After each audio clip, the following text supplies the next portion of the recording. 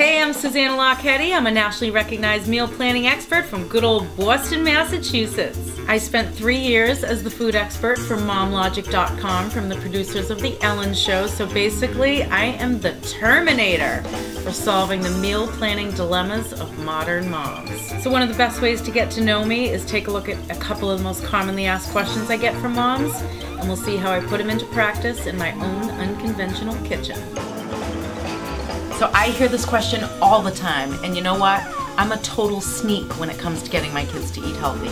So for example, my 14-year-old likes to eat like 5 PB&Js in a day. So what I did was I secretly replaced his regular peanut butter with this like healthy foo-foo Trader Joe's peanut butter. And I do it just to be a wise ass to see if they'll actually eat it.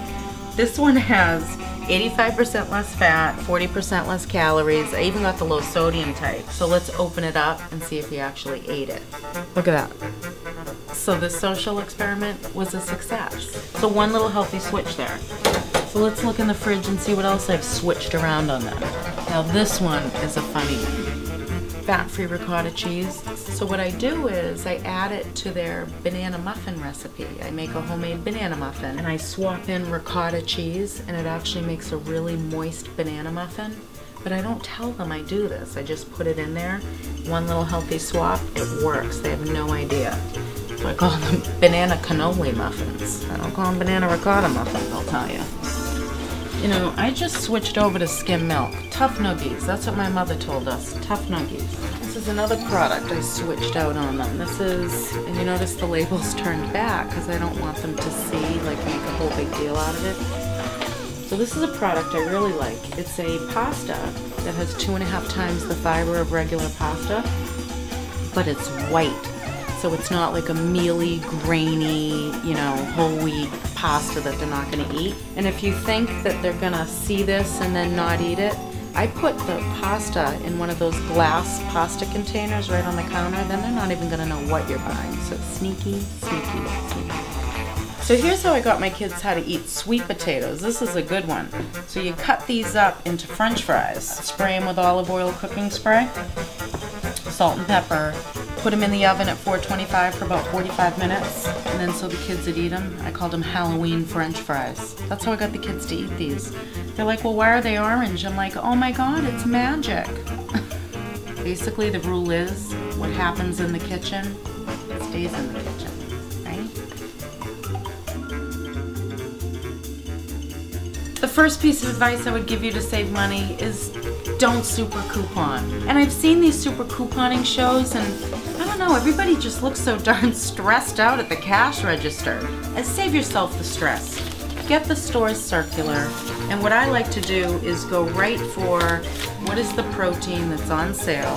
And for this flyer, it's chicken for $1.88. That's a great price. Here's a little money-saving tip. I grow my own herbs. Now I know from outside my apartment it looks like an episode of Weeds, but this is actually lemon balm. So this is a great little herb to put in little Thai dishes. I even like to chop it up in my salads. But you'd probably pay a couple bucks for this at the grocery store. This thing just keeps coming back over and over again in this pot, so that saves me. I save money by buying produce in season, and I also like to buy a lot of produce that's frozen too, because that way if my kids don't eat it, it's frozen. It's not gonna go to waste. And don't ask me how long you can freeze stuff for, because I freeze this stuff forever. Nobody's died yet. Eating together as a family is a lot like being pregnant. It's the only time where you truly know where your children are, when you're dining with them.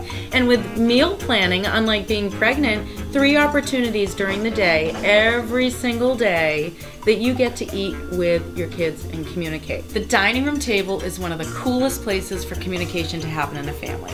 I have a degree in English communications, taught speech communications at the college level, so I thrive on getting people to talk. And what I get to do as part of my job is to facilitate all this great communication. And my kids get so ticked off at me because we have no television in the kitchen, no television in the living room. I don't allow technology. My kids don't even have cell phones because I'm all about the meal, the people at the table, and all that awesome communication happening. And that's what it was just like growing up at my dining room table too.